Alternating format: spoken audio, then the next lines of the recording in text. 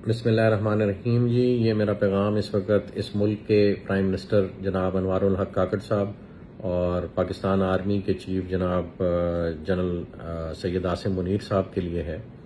गुजारिश ये है सर कि इस वक्त मुल्क मुआशी तौर पर एक तंग मंजरनामे से गुजर रहा है और तमाम जो कारोबारी अफराद हैं और जो कारोबारी हल्के हैं वो प्राइस फ्लक्चुएशन ऑफ पेट्रोल और डॉलर के इन्फ्लेशनरी इफेक्ट की वजह से अपने अपने कारोबार में मुश्किलात का सामना कर रहे हैं।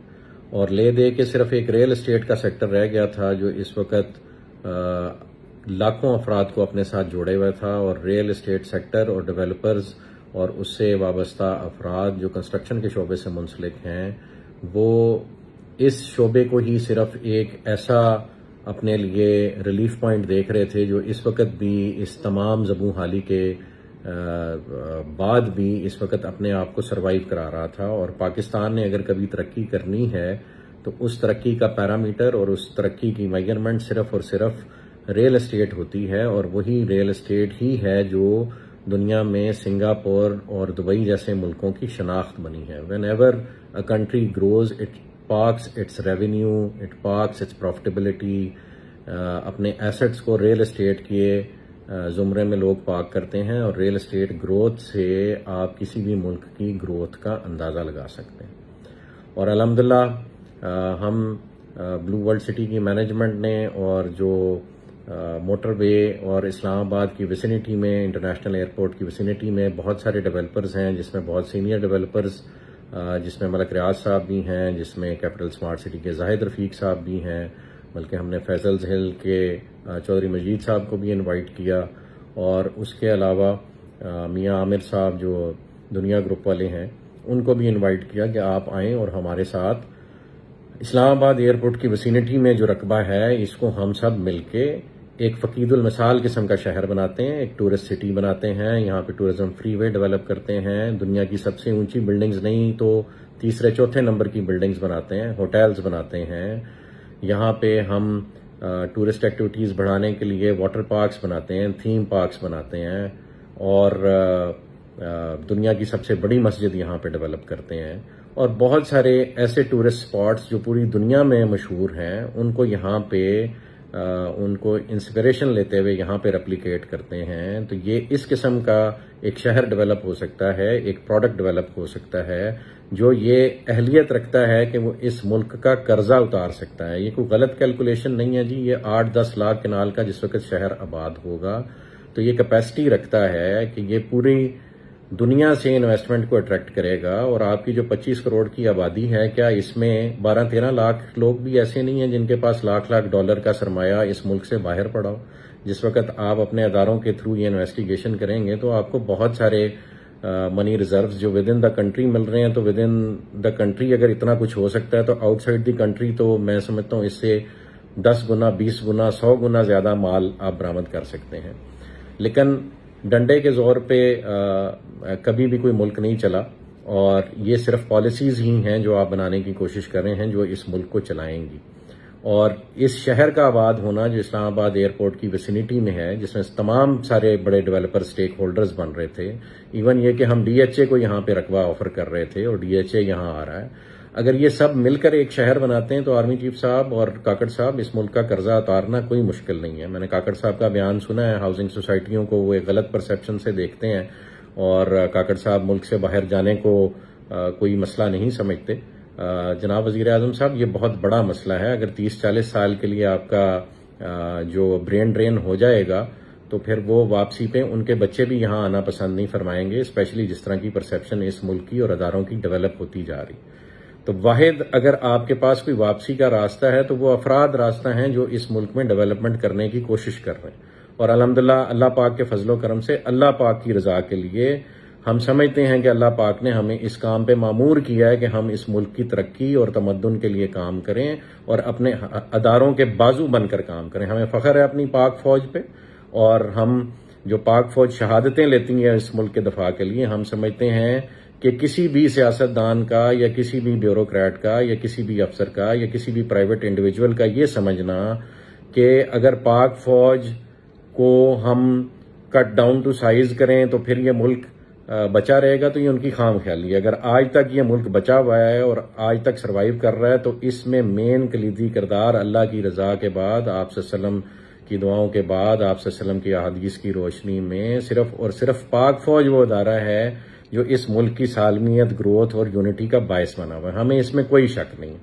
और इसी वजह से हम अपनी हर किस्म की कुर्बानी देने के लिए तैयार हैं अपने इस अदारे की तरक्की के लिए और इस मुल्क की तरक्की के लिए।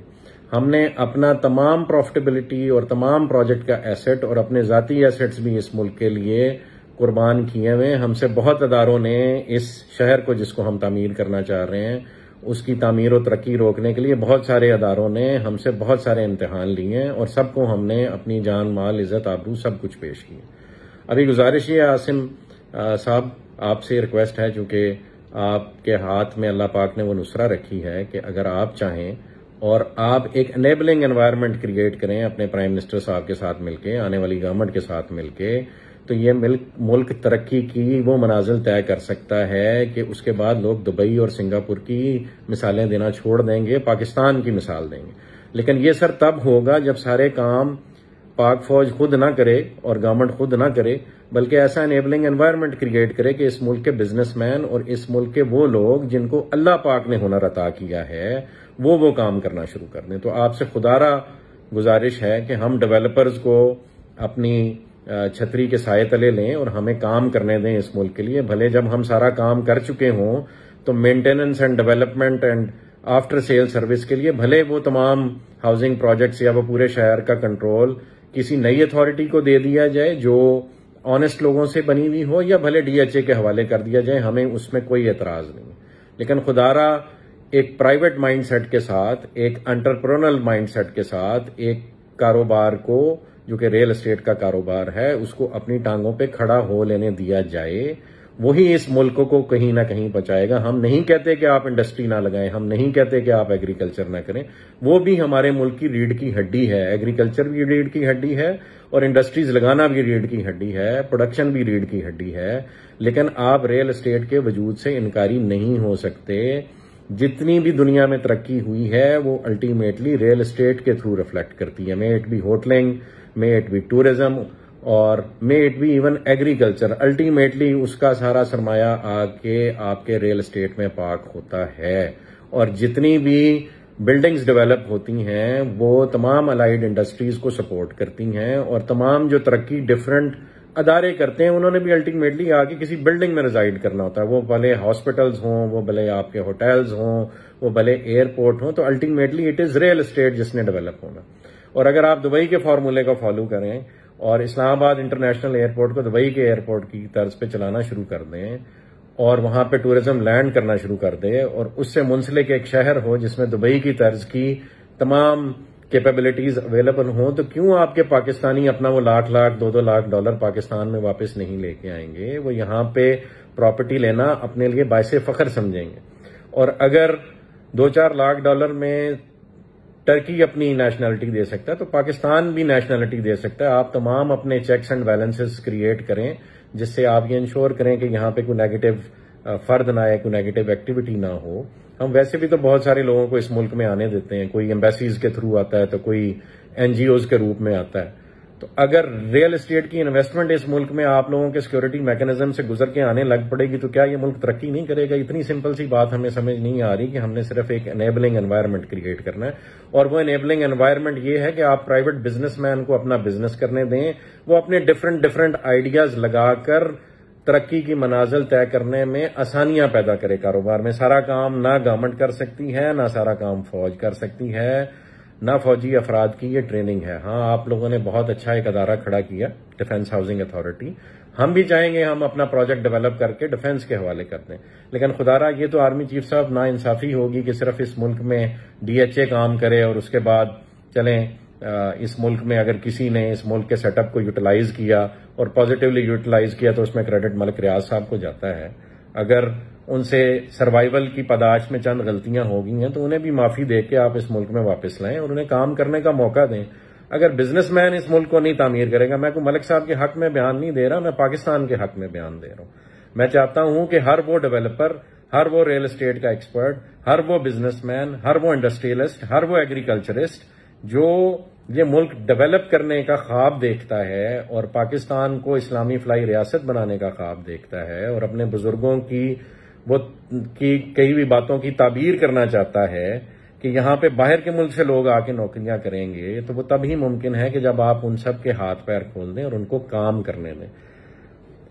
पॉलिटिकली इस मुल्क ने किधर को जाना है वो अल्लाह बेहतर जानता है, लेकिन हाँ ये सच है कि अगर एक यूनिटी ऑफ कमांड रहेगी, वो भले आपके मौजूदा सेटअप में हो या आप जो सेटअप आगे फ्यूचर में लाना चाहते हैं इस मुल्क में हो, लेकिन यूनिटी ऑफ कमांड होगी।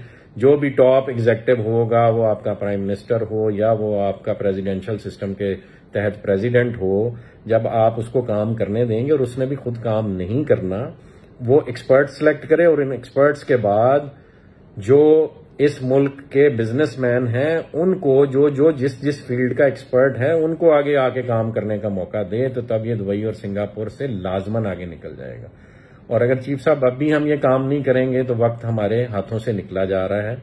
हमारे हमसाये में बहुत कुछ हो रहा है, हम ना चाहते भी अपने हमसाये से अपना मूड और अपना गुस्सा और अपना आपस का जो मजाज है वो बिगाड़ते चले जा रहे हैं।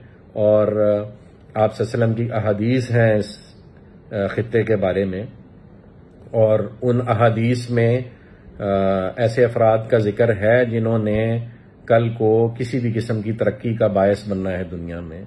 तो खुदारा हम क्यों ना अल्लाह से दुआ करें कि वो अफराद हम हों, बजाय इसके कि वो अफराद कहीं और से आए और खुदा ना खास्ता आपके मुल्क की अवाम उनको सपोर्ट करने लग पड़े। तो बेहतर नहीं है कि हम अपने मुल्क की अवाम, हम अपने मुल्क के बिजनेसमैन को सपोर्ट करें और वो आपके मुल्क का कारोबार ऐसे खड़ा करें कि जो इकबाल का शेर है कि नील के साहिर से लेके ताबका के काशगर, वो इस्लामी स्टेट डेवलप हो और आपकी सरबराही में डेवलप हो। तो खुदारा रिक्वेस्ट ये है कि इस वक्त आपके चंद अदारे, मैं नहीं जानता, किसी का नाम नहीं लेना चाहता कौन कौन मुलव्वस है, लेकिन आपके चंद अदारे जो सिविलियन हैं, शायद उसमें कोई और यूनिफॉर्म्ड अदारे भी हैं, वो ये नहीं चाहते कि उनके अलावा इस मुल्क में कोई और रियल एस्टेट का काम करे।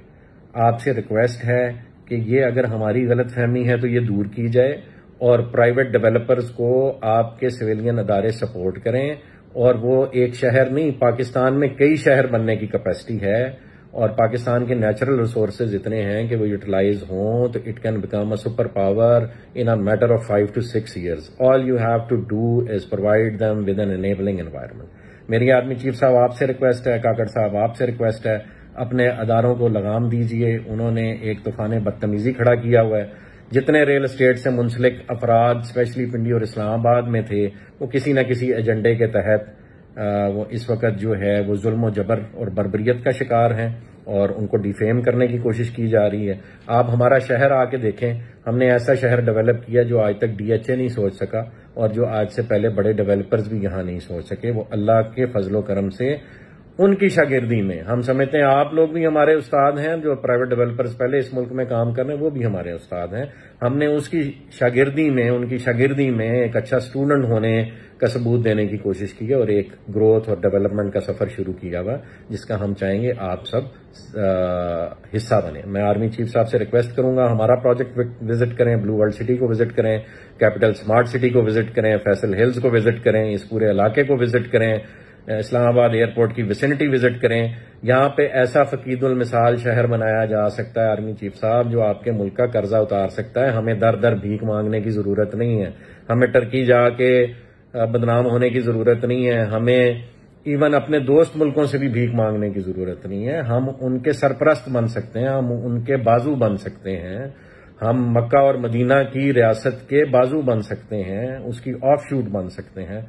खुदारा हमें अपने पैरों पे खड़े हो लेने दीजिए, इन अदारों को लगाम दीजिए इससे पहले कि बहुत देर हो जाए। इस वक्त RDA ने और डिस्ट्रिक्ट काउंसिल ने और दीगर अदारों ने, जिसमें आपके कमिश्नर शामिल हैं और आपके रावलपिंडी पुलिस के सीनियर ऑफिसर शामिल हैं, उन्होंने एक ऑपरेशन शुरू कर रखा है जो तमाम रियल एस्टेट सेक्टर और तमाम हाउसिंग सोसाइटीज को जितनी उन्होंने मेहनत की है उस पर पानी फेर रहा है, उन्हें मजबूर कर रहा है कि वो खुदारा इस मुल्क से खाइफ हो जाएं।